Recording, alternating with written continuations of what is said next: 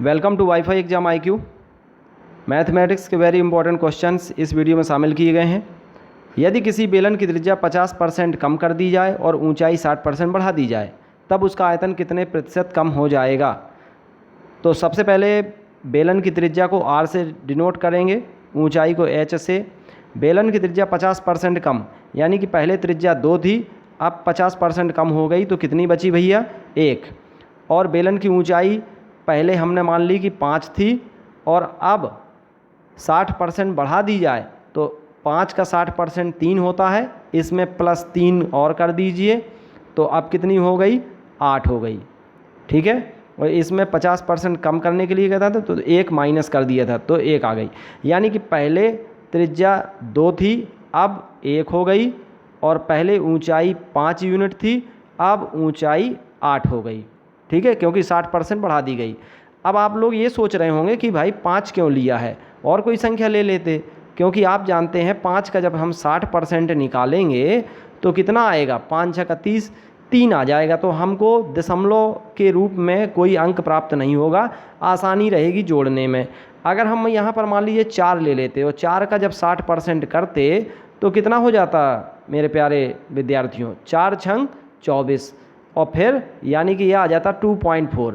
अब देखिए दशमलव में आ जाता है, तो दशमलव से हमें बचने की कोशिश करनी है, इसीलिए हमने 5 लिया है उसकी ऊंचाई।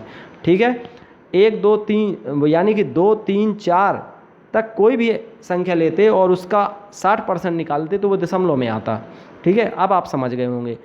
यानी कि प्रारंभिक त्रिज्या 2, अंतिम त्रिज्या 1, प्रारंभिक ऊंचाई 5, अंतिम 8। अब उसका आयतन कितने % कम हो जाएगा, यानी कि आपको वॉल्यूम निकालना है कि प्रारंभिक कितना था और अब वर्तमान में कितना है, तभी तो पता चलेगा कि कितना कम है या अधिक है।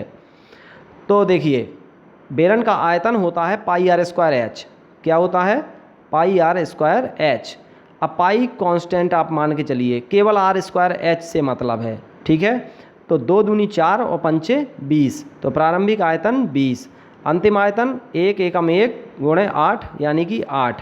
ठीक है, अब आपको करना क्या है कि उसका आयतन कितने % कम हो जाएगा, प्रतिशत आपको निकालना है, प्रतिशत कमी।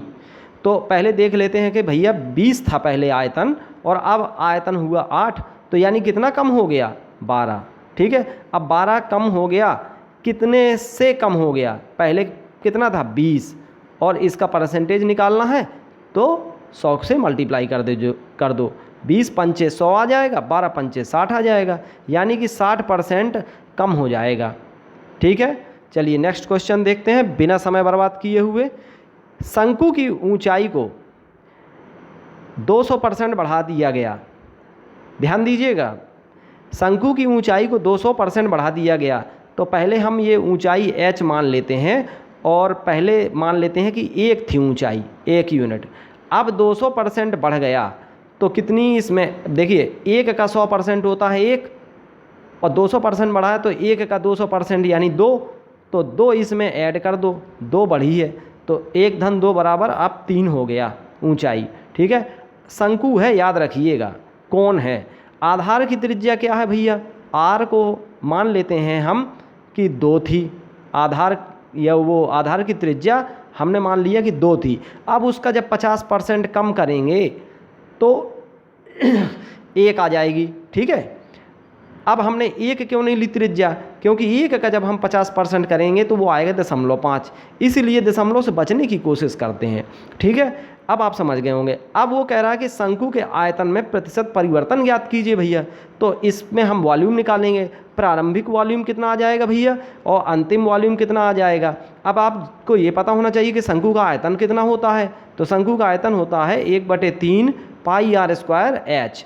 तो 1/3 ये कांस्टेंट मान लीजिए, पाई को कांस्टेंट मान लीजिए, जो वैल्यू हम पुट कर रहे हैं उसको भर हम लेते हैं और जो वैल्यू पहले से है उसको हम छोड़ देते हैं, r²h। अब इसको r²h करिए तो ये 2 दूनी 4 एकम 4, यानी कि प्रारंभिक आयतन 4 यूनिट। अब अंतिम आयतन 1 एकम 1 गुणे 3 बराबर 3, अब कितना हुआ 3। अब आयतन में प्रतिशत परिवर्तन आपको निकालना है।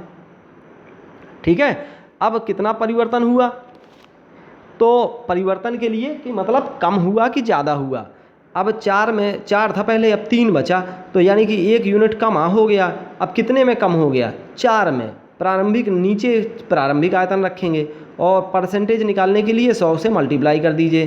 तो ये देखिए 4 से जब 100 को कट करेंगे तो 25% आ जाएगा। अब आप खुद देख रहे हो कि पहले 4 था, अब 3 बचा, इसका मतलब कमी हुई है, तो ये 25% की कमी हो जाएगी। यानी कि बी ऑप्शन आपका सही है, 25% की कमी, -25%। ठीक है, तो यानी कि 25% की इसमें कमी हुई है, आयतन में 25% कम हुआ है। ठीक है, ये क्लियर हुआ। अब नेक्स्ट क्वेश्चन देखते हैं।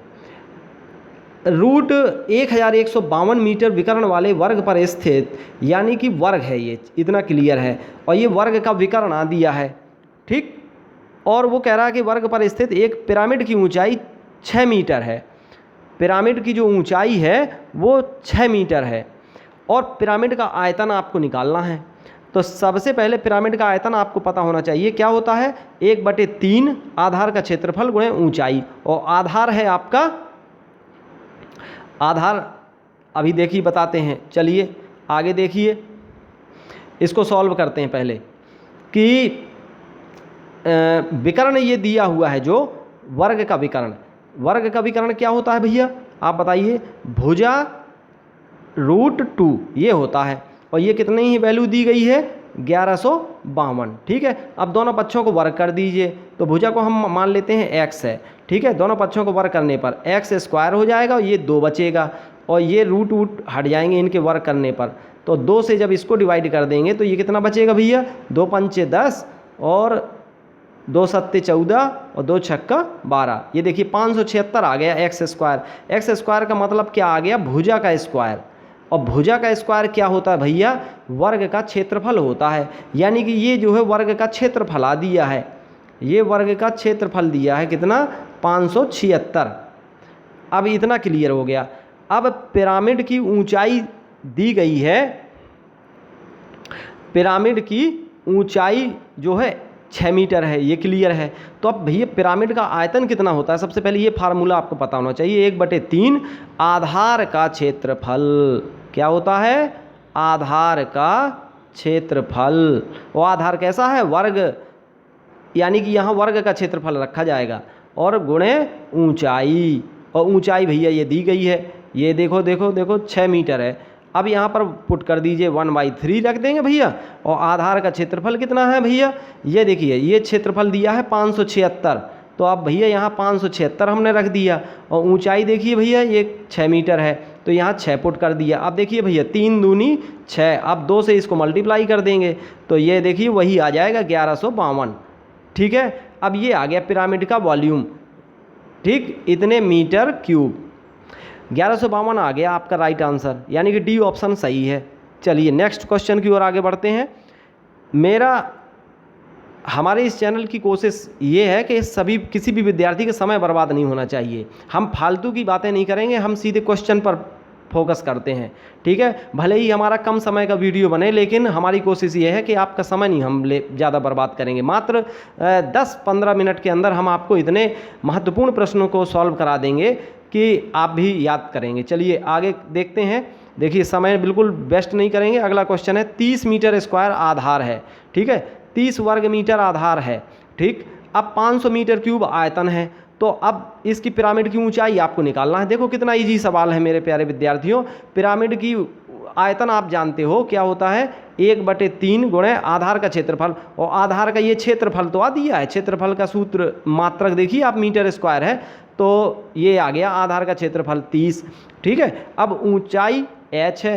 ठीक है, और आयतन ये 500 है, ये इक्वल है 1/3 आधार का क्षेत्रफल गुणे ऊंचाई बराबर आयतन, वो आयतन 500 दिया है। अब आप देखो 3 से 30 को कट कर दिया, 3 दहम 30, वेरी गुड। अब ये 10 से 500 को कट कर दिया तो ये आ जाएगा 50, यानी कि h बराबर क्या आ गया भैया आपका?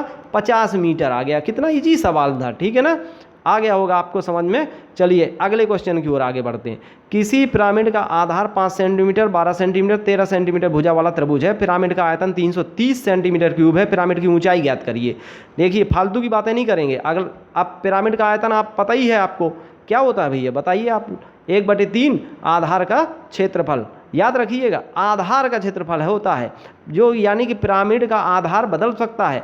तो अब देखिए, अब पिरामिड का आधार है इस प्रकार का, एक त्रिभुज है पिरामिड का आधार। वो कह रहा है कि ये पिरामिड है, मान लीजिए कोई भी, तो उसका जो त्रिभुज बना हुआ है, किसी भी प्रकार से कोई आकृति बना लीजिए, उसका आधार है वो त्रिभुज है।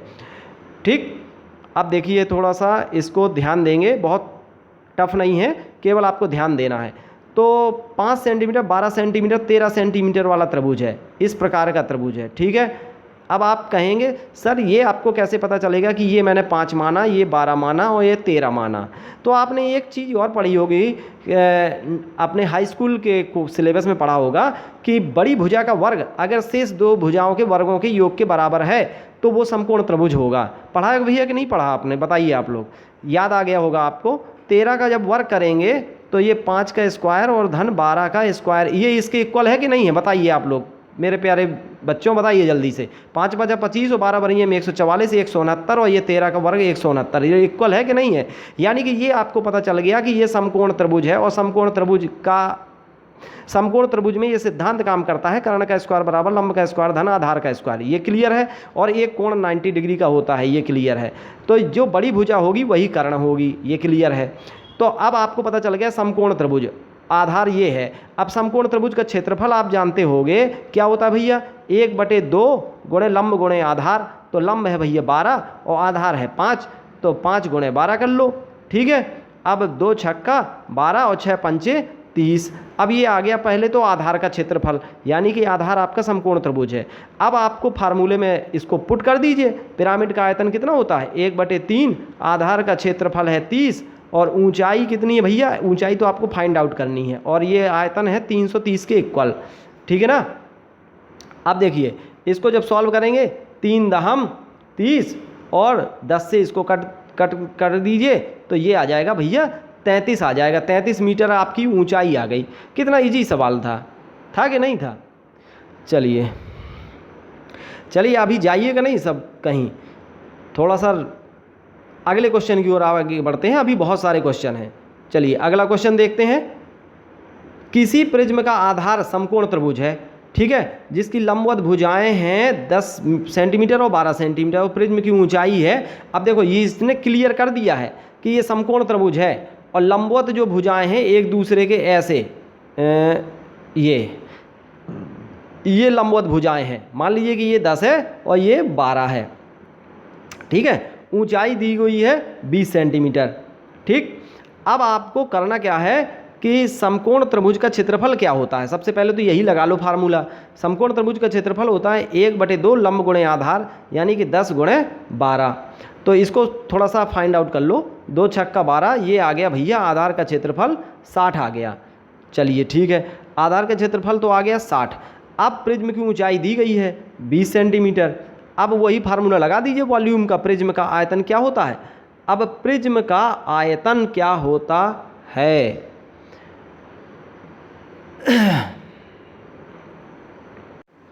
अब देखिए अभी तक आप पढ़ते आ रहे थे पिरामिड का आयतन होता था 1/3 आधार का क्षेत्रफल गुणे ऊंचाई। लेकिन प्रिज्म के आयतन में भैया, प्रिज्म का जो आयतन होता है उसमें आपको 1/3 का मल्टीप्लाई नहीं करना है, केवल आधार का क्षेत्रफल गुणे ऊंचाई। तो प्रिज्म का वॉल्यूम जब आप निकालेंगे तो आधार का क्षेत्रफल कितना है 60 और ऊंचाई कितनी है 20। ठीक है, तो ये आपका आ गया 1200 वॉल्यूम आ गया। ठीक, अब प्रिज्म का घनत्व तो दिया हुआ है 6 ग्राम प्रति घन सेंटीमीटर और प्रिज्म का भार निकालना है। ठीक है, तो भार बराबर सूत्र होता है आयतन गुणे घनत्व, V/D, आयतन गुणे घनत्व। तो अब भैया आयतन कितना आपने निकाला है, ये नहीं निकाला 1200, और इसमें घनत्व कितना है 6, तो ये आ गया 12 छंग 7200। 7200 क्या आया इतने, ये जो 7200 आ गया आपका, ये 7200 ग्राम आया है। क्या आया ये ग्राम, क्यों, क्योंकि ये देखिए प्रिज्म का जो घनत्व है 6 ग्राम प्रति घन सेंटीमीटर है। अब आपको प्रिज्म का भार ये आ गया 7200 ग्राम। अब आपको आंसर जो विकल्प में आ रहे हैं वो किलोग्राम में आ रहे हैं, तो 1000 से इसको भाग दे देंगे तो ये देखिए 7.2 kg आ जाएगा। This is the right answer. ठीक है, अगला क्वेश्चन देखते हैं। अगला क्वेश्चन बहुत बेहतरीन है, बहुत ही इंपॉर्टेंट है। प्रिज्म का आधार 8 सेंटीमीटर भुजा वाला समबाहु त्रिभुज है। थोड़ा सा डिफरेंट है पिछले वाले सवालों से, ठीक है। ऊंचाई 10 सेंटीमीटर है। प्रिज्म का आयतन ज्ञात करो। तो प्रिज्म का आयतन मैं आपको बताया कि आधार का क्षेत्रफल गुणे ऊंचाई, यही होता है, ठीक। अब आधार भैया क्या है? समबाहु त्रिभुज है, तो आधार में समबाहु त्रिभुज का क्षेत्रफल लगेगा। और समबाहु त्रिभुज का क्षेत्रफल का फार्मूला क्या होता है? आपको पता ही है, √3/4 इंटू भुजा स्क्वायर, और भुजा है आपकी 8। ये हो गया आधार का क्षेत्रफल, ठीक। अब इस आधार के क्षेत्रफल में ऊंचाई यानी कि 10 का गुणा कर देंगे, तो ये आ जाएगा प्रिज्म का वॉल्यूम, प्रिज्म का वॉल्यूम, ठीक। अब इसको सॉल्व कर लीजिए बस। 8 को आप 8 का स्क्वायर है, इसको लिख लीजिए 8 × 8, ठीक। ये 4, 4 दूना 8। अब देखिए 2 8 16, 2 8 16, 16 दहम 160, तो ये आ गया 160√3। ये आ गया आपका भैया वॉल्यूम 160√3, यानी कि सी ऑप्शन आपका बिल्कुल सही है। कितना इजी सवाल है। केवल आपको फार्मूला याद रखना, समबाहु त्रिभुज का क्षेत्रफल होता है √3/4 गुणे भुजा स्क्वायर, ठीक है। समकोण त्रिभुज का क्षेत्रफल आपको याद होना चाहिए 1/2 आधार गुणे वो 1/2 लंब गुणे आधार, ठीक। यस, और समबाहु त्रिभुज का याद रखिए, ये थोड़ा डिफरेंट है, √3/4 इंटू भुजा स्क्वायर। चलिए अगला क्वेश्चन देखते हैं। किसी पिरामिड का आधार है 40 सेंटीमीटर, भुजा वाला वर्ग है, यानी कि वर्ग का क्षेत्रफल लगेगा, ठीक है। यदि किसी पिरामिड का आयतन है 8000 घन सेंटीमीटर, तो पिरामिड की ऊंचाई ज्ञात करिए। अब आपको मेरे प्यारे विद्यार्थियों पिरामिड का आयतन रिकॉल करिए, क्या होता है? 1/3 आधार का क्षेत्रफल गुणे ऊंचाई, और आधार कैसा है? वर्ग है, वर्ग का क्षेत्रफल लगेगा यानी कि 40 × 40, ठीक है। ये वर्ग का क्षेत्रफल हो गया, और ऊंचाई भैया आपको निकालनी है, और आयतन कितना दिया हुआ है? ये 8000 के बराबर इक्वल कर देंगे, ठीक है। अब देखिए यहाँ पर 2 जीरो कैंसिल कर दीजिए, 2 जीरो यहाँ है, 2 जीरो इसमें कैंसिल कर दीजिए, ठीक है। अब ये 4 से इसको काट दीजिए, 4 दूनी 8, ठीक है, 4 दूनी 8। अब इसको देखिए,